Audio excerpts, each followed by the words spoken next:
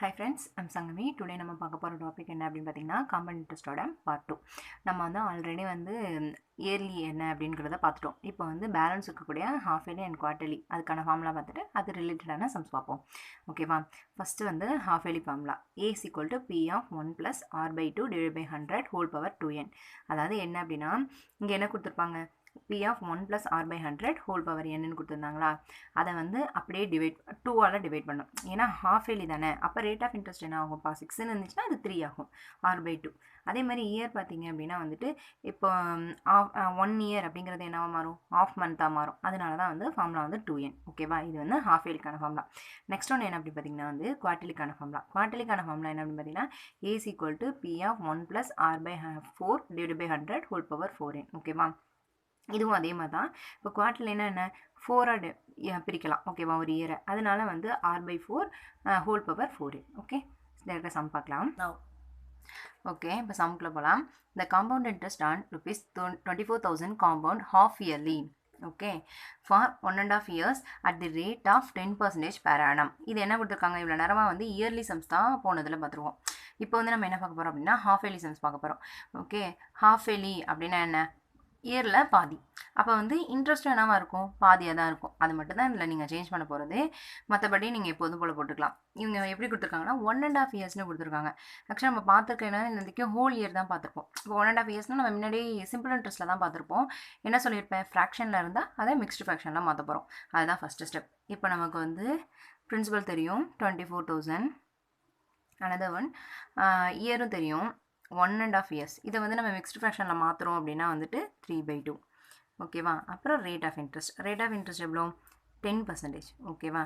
இப்போ என்ன சொல்லியிருக்காங்க அப்படின்னா இதில் ஒன்று தான் மாற்ற போகிறோம். ரேட் ஆஃப் இன்ட்ரெஸ்ட் பாதி. இதில் 2 மெத்தடில் போடுவோம். ஃபஸ்ட்டு ஃபார்முலா மெத்தடில் போட்டுருவோம். ஆனால் ஒன்று ஷார்ட்கட் மெத்தட் சொல்லித்தரேன். ஃபஸ்ட் ஃபார்முலா மெத்தட் பார்த்தலாம். ஃபார்முலா மெத்தட் நம்ம என்ன சொன்னோம், A is equal to P of 1 plus R by 2 divided by 100 whole power 2n. Okay, rate of இன்ட்ரெஸ்ட்டை பாதியாக கம்மி பண்ண போகிறோம். அப்போ பிரின்சிபல் வேல்யூ தெரியும் 24,000 1 plus R by 2, அப்போ 10/2 divided by 100 2 இன்ட்டு மிக்ஸ்டு ஃப்ராக்ஷனில் மாற்றி வச்சுருக்கோம்ல, அது போடணும் 3/2. இப்போ 24,000 கேன்சல் பண்ணிங்கன்னா 5, கிராஸ் மல்டிப்ளை பண்ணிங்க அப்படின்னா 105 divided by 100 whole cube. Okay, mostly பார்த்தீங்கன்னா இந்த சம்லாம் பொறுத்த வரைக்கும் கேன்சல் ஆகிற மாதிரி தான் வரும், ஹோல் வேல்யூ வர மாதிரி தான் கொடுத்துருப்பாங்க. 24,000 into 105 divided by 100 into 105 divided by 100 into 105 divided by 100. Cancel பண்ணோம் அப்படின்னா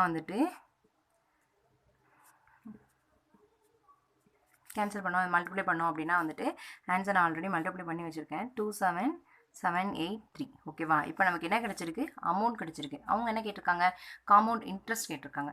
ஸோ அமௌண்ட்லேருந்து என்ன பண்ணணும், பிரின்சிபலை மைனஸ் பண்ணணும். இப்போ 27783 2400 3873.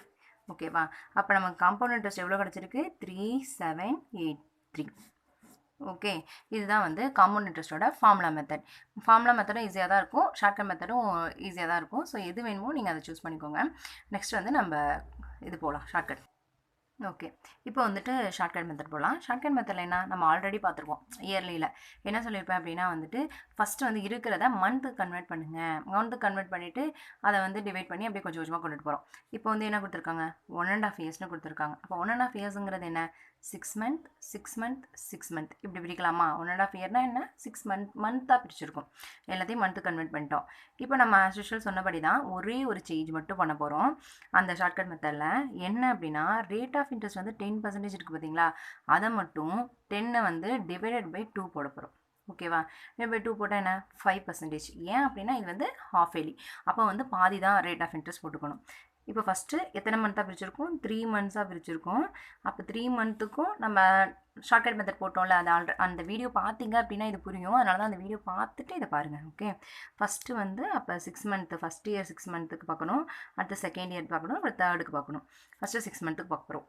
என்ன சொன்னோம், ஃபஸ்ட்டு பிரின்சிபல் அமௌண்ட் 24,000 இன்ட்டு ஒரே ஒரு சேஞ்ச் தான், ரேட் ஆஃப் இன்ட்ரெஸ்ட்டை டேரெக்டாக போடுவோம் அங்கே 10%. இங்கே அப்படி கிடையாது, ஹாஃப் இயர்லி. ஸோ 10/2, இங்கே 5%, 5/100 கேன்சல் பண்ணிங்க அப்படின்னா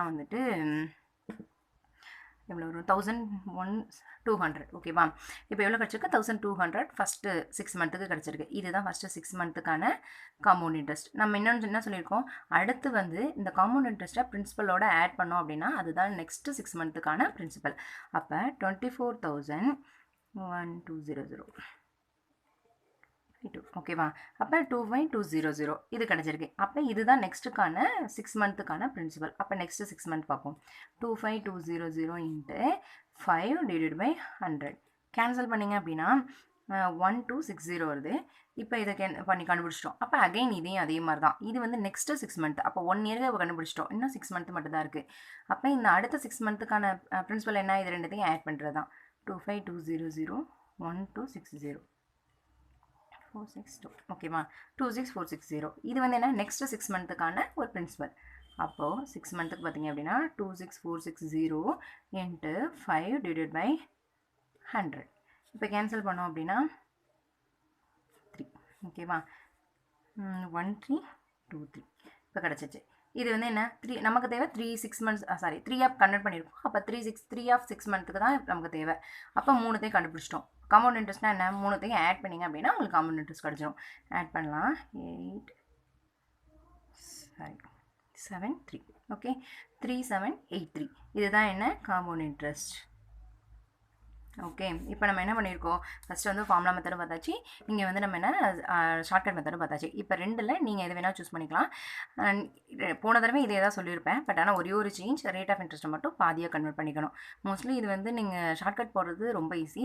ஆனால் ஃபார்முலா மெத்தட் தெரிஞ்சு வச்சுக்கோங்க. மெயின்ஸுக்கு வந்து நீங்கள் ஃபார்முலா மெத்தடில் தான் போடணும். ஓகேவா. அதுக்காக நெக்ஸ்ட் சம் போகலாம். Find the compound interest on rupees 16,000 at 20% per annum for 9 months compounded quarterly. போன சமயம் என்ன பார்த்தோம், ஹாஃப் இயர்லி பார்த்தோமா. அது மாதிரி இப்போ வந்து குவார்ட்டர்லி கொடுத்துருக்காங்க. இதையும் அதே மாதிரி 2 டைப்பில் பார்ப்போம். ஃபஸ்ட்டு என்னென்ன அப்படின்னா, இதில் என்ன சேஞ்ச் பண்ணணும் அப்படின்னா, முன்னாடி என்ன பார்த்தோம், ஹாஃப் இயர்லி அப்படிங்கிறப்ப அந்த ஒரு இயர் கொடுத்துருக்காங்க அப்படின்னா அதை ஹாஃபாக டிவைட் பண்ணிட்டோம். ரேட் ஆஃப் இன்ட்ரெஸ்ட்டை பாதியாக குறைச்சிட்டோம். அந்த மாதிரி தானே போட்டோம்.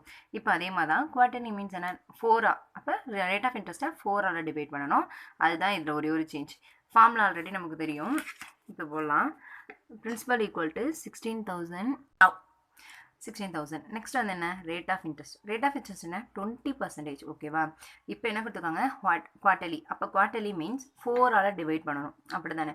ஸோ 4ஆல் டிவைட் பண்ணோம் அப்படின்னா இதுக்கு என்ன வரும், 5%. ஓகேவா. இப்போ அதே மாதிரி தான் 9 மந்த்ஸ்னு கொடுத்துருக்காங்க. ஓகேவா. 9 மந்த்ஸ் அப்படின்னா என்ன, நம்ம நார்மலாக ஃபார்மல் மெத்தில் போடுறோம் அப்படின்னா நம்ம ஆல்ரெடி சிம்பிள் இன்ட்ரெஸ்ட்னு சொல்லியிருப்பேன். மந்தில் கொடுத்துருந்தாலும் சரி, டேஸில் கொடுத்துருந்தாலும் சரி, அதுக்கேற்ற மாதிரி நம்ம டிவைட் பண்ணணும். இப்போ வந்து என்ன கொடுத்துருக்காங்க, 9 மந்த்னு கொடுத்துருக்காங்க. அப்போ மந்த்தை வந்து நம்ம கன்வெர்ட் பண்ணுறோம் அப்படின்னா 9 டிவைடட் பை 12. ஓகேவா.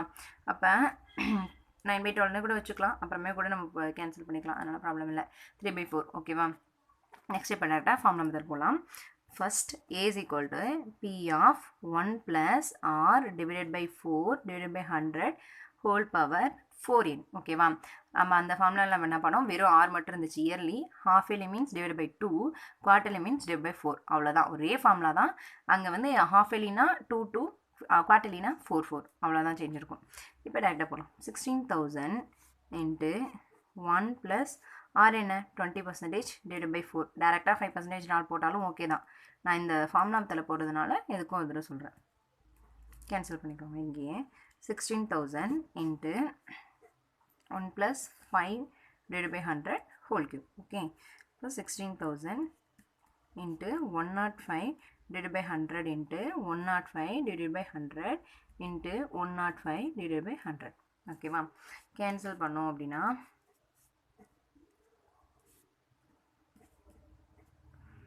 ஓகே. இப்போ வந்து டேரெக்டாக மல்டிப்ளை பண்ணலாம்.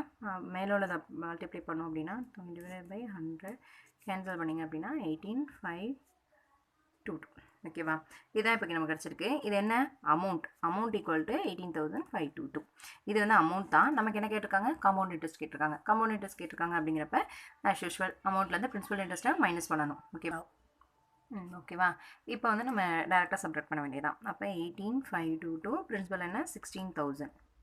2252. ஓகே. அப்போ காம்பவுண்ட் இன்ட்ரெஸ்ட் ஈக்குவல் டு 2522. இப்போ நம்ம வந்து காம்பவுண்ட் இன்ட்ரெஸ்ட் கண்டுபிடிச்சிட்டோம். ஓகேவா. காம்பவுண்ட் இன்ட்ரெஸ்ட் கண்டுபிடிச்சாச்சு. செகண்ட் ஒன்று என்ன, ஷார்ட்கட் மெத்தட் சொன்னேன்னா அதில் போகலாம். ஓகே. இப்போ வந்து ஷார்ட்கட் மெத்தட் ஓகேவா? ஷார்ட்கட் மெத்தடில் என்ன அப்படின்னு பார்த்தீங்கன்னா, நம்ம ஆல்ரெடி சொன்னது தான். இப்போ 9 மந்த்ஸ் கொடுத்துருக்காங்களா, அதை வந்து நம்ம குவார்ட்டரியில் பிரிக்க போகிறோம். குவார்ட்டர் மீன்ஸ் 3 மந்த்ஸ் 3 மந்த்ஸாக தான் பிரிக்க முடியும். அப்போ 3 மந்த் 3 மந்த் 3 மந்த் 9 வந்து எத்தனை பிரிச்சிருக்கோம்? 3 மந்த்ஸாக பிரிச்சிருக்கோம். அகைன் வந்து இப்போது 20%ன்னு சொன்னோன்னா ரேட் ஆஃப் இன்ட்ரெஸ்ட், அதை வந்து நம்ம என்ன குவார்ட்டர்லி அப்படிங்கிறனால 4ஆல் டிவைட் பண்ண போகிறோம். 4ஆல் டிவைட் பண்ணால் எத்தனை பர்சன்டேஜ்? 5%. அவ்வளோதான். இப்போ நம்ம எத்தனை கண்டுபிடிக்க போகிறோம்? 3 மந்த்ஸ் 3 மந்த்ஸாக கன்வெர்ட் பண்ணி 5%ன்னு வச்சு கண்டுபிடிக்க போகிறோம். அதே ஷார்ட்கட் அதே தான்.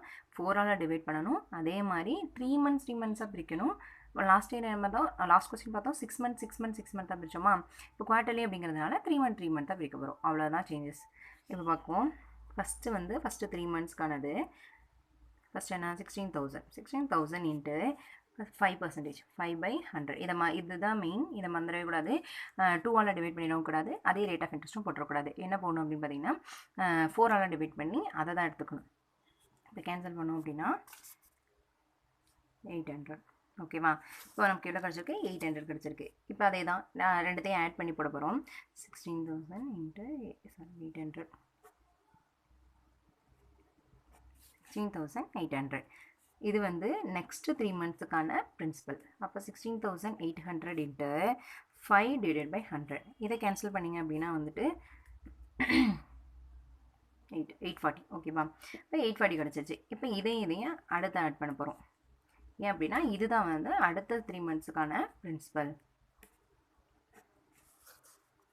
அப்போ அடுத்த 3 மந்த்ஸ் என்ன?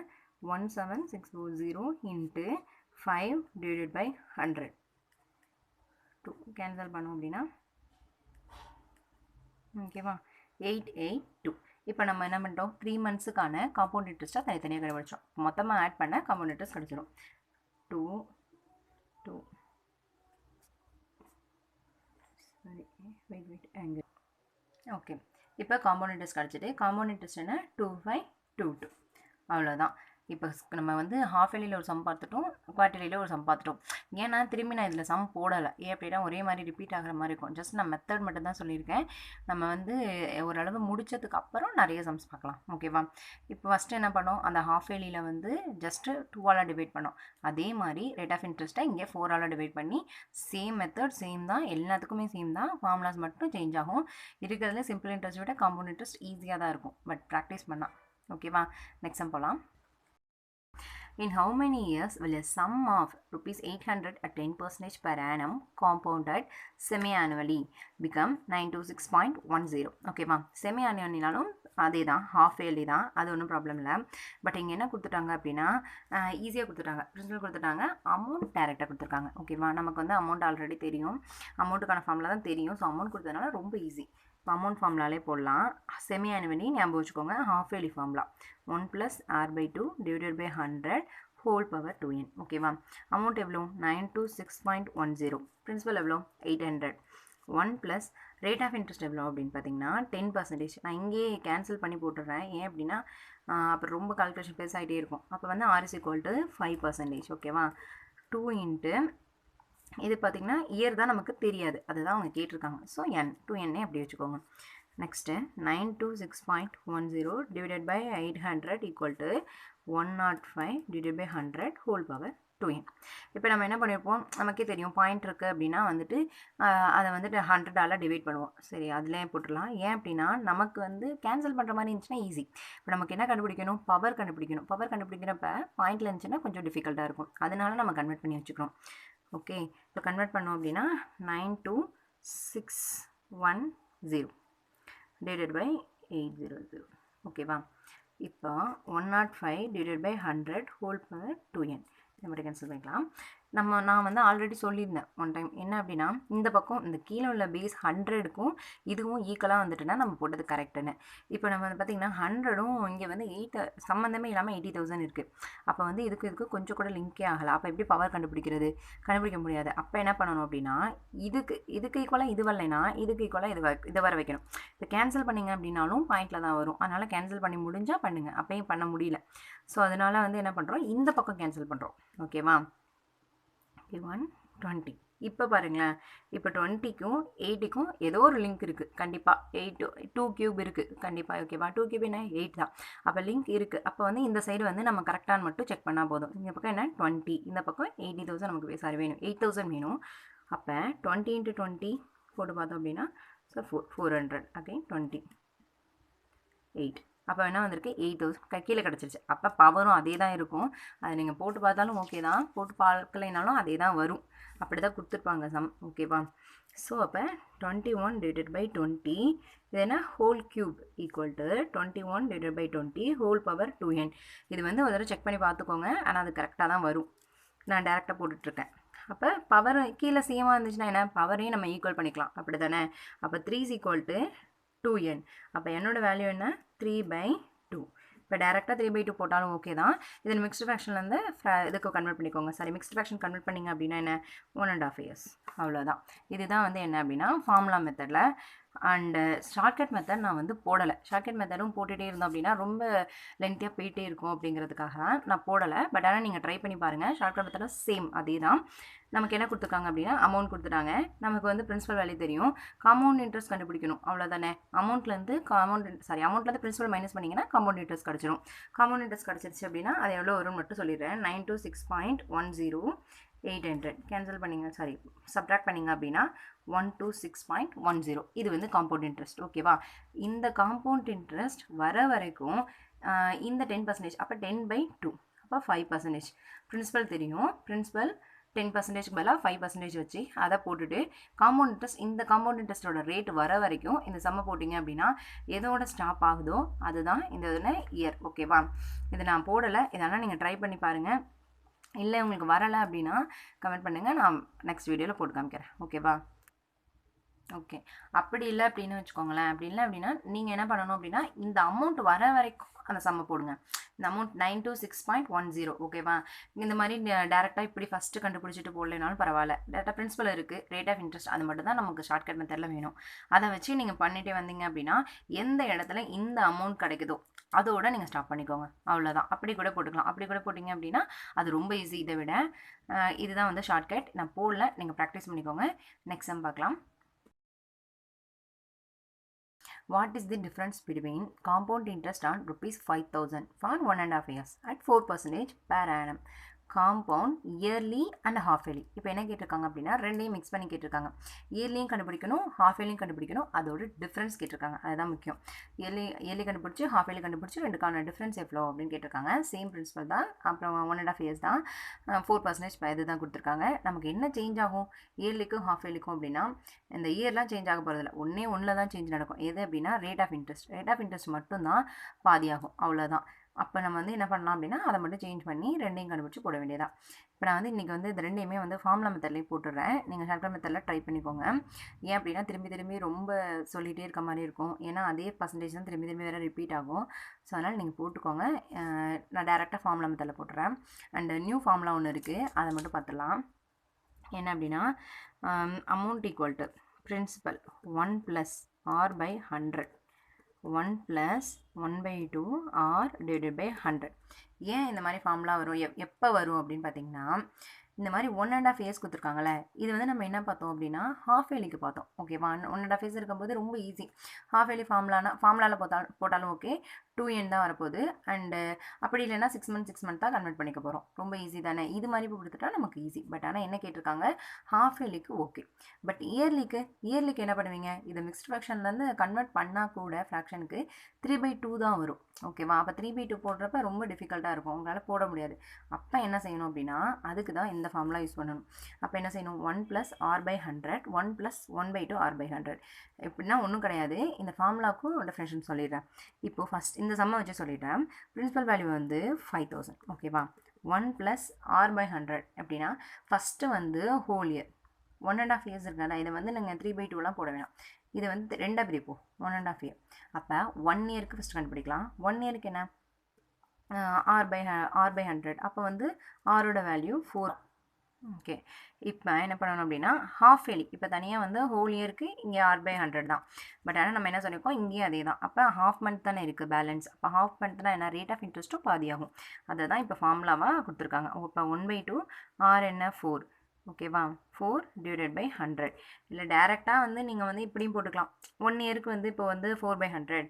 அப்போ ஹாஃப் இயருக்கு நம்ம வந்து ஹாஃப் இயர்லியே பார்த்தோம் அந்த ரேட் ஆஃப் இன்ட்ரெஸ்ட்டை பாதியாக குறைச்சிக்கணும். அப்போ 2ன்னு கூட டேரெக்டாக போடலாம். பட் ஆனால் இந்த ஃபார்முலா மெத்தட் கொஞ்சம் ஞாபகம் வச்சுக்கிட்டிங்க அப்படின்னா ஈஸியாக இருக்கும். அதுக்காக தான் இப்படி ஒரு டெஃபினேஷன் கொடுத்துருக்காங்க.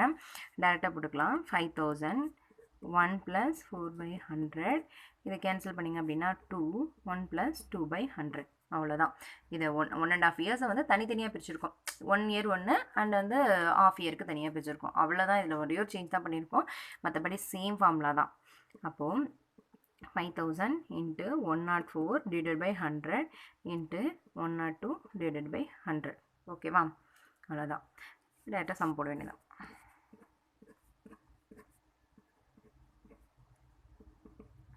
கேன்சல் பண்ணோம் அப்படின்னா 5304. ஓகேவா? 5304 கிடச்சிருக்கு. இப்போ நமக்கு என்ன, இது வந்து வெறும் அமௌண்ட் மட்டும் தான் கிடச்சிருக்கு. அமௌண்ட் நமக்கு வந்து காம்பவுண்ட் இன்ட்ரெஸ்ட் வேணும், என்ன பண்ணுவோம், சேம் பிரின்சிபல்லேருந்து மைனஸ் பண்ண போகிறோம். அப்போ 5304 5000 மைனஸ் பண்ணோம் அப்படின்னா 304. இது வந்து என்ன, ஃபஸ்ட்டு வந்து இயர்லி வேல்யூ தான் கண்டுபிடிச்சிருக்கோம். இயர்லி வேல்யூக்கான காம்பவுண்ட் இன்ட்ரெஸ்ட் என்ன, 304. நல்லா ஞாபகம் வச்சுக்கோங்க, இயர்லிக்கு தான் போட்டிருக்கோம். இப்போ நமக்கு வந்து இன்னொன்று கண்டுபிடிக்கணும். இப்போ ஹாஃப் இயர்லிக்கு நமக்கு ஃபார்முலா தெரியும். Same P × 1 + R/2 / 100 whole power 2n. ஓகேவா?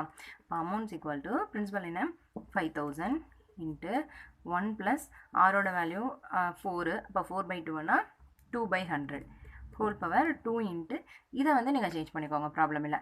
அப்போ இதை கன்வெர்ட் பண்ணிங்க அப்படின்னா 3/2 கிடைக்குமா? 1 × 1/2 வந்து 3/2. இது வந்து 3/2. இயர்லியை பொறுத்த வரைக்கும் இந்த மாதிரி ஆஃப் வந்துச்சுன்னா பிரச்சனையே கிடையாது. நீங்கள் ஷார்ட்கட்டில் போட்டாலும் ஓகே, இப்படி போட்டாலும் ஓகே, கரெக்டாக தான் வரும். பட் ஹாஃப் இயர்லிக்கு இயர்லியை பொறுத்த வரைக்கும் பார்த்தீங்க அப்படின்னா இந்த 1.5 வந்துச்சுன்னா கொஞ்சம் கன்ஃபியூஷனாக இருக்கும். அப்போ மட்டும் நீங்கள் வந்து தனித்தனியாக போடுற மாதிரி இருக்கும். இப்போ கேன்சல் பண்ணிக்கோங்க. இப்போ 5000 உள்ள போட்டால் 100 whole power 3. அப்போது 5000 × 102/100 × 102/100 × 102/100. இப்போ கேன்சல் பண்ணோம் அப்படின்னா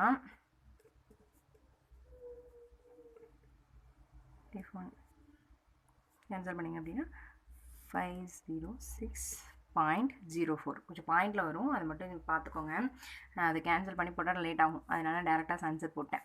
இப்போ வந்து அமௌண்ட் மட்டும் தான் கிடச்சிருக்கு 506.4. இப்போ பிரின்சிபல் வந்து மைனஸ் பண்ண வேண்டியதான். சேம்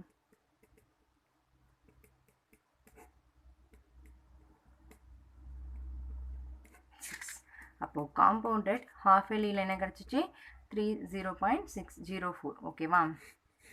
இப்போ இயர்லியும் கிடச்சிருச்சு, ஹாஃப் இயர்லியும் கிடச்சி. ஆனால் நமக்கு கொஸ்டின் இது கிடையாது. கொஸ்டின் என்ன, difference between compound interest yearly and half yearly.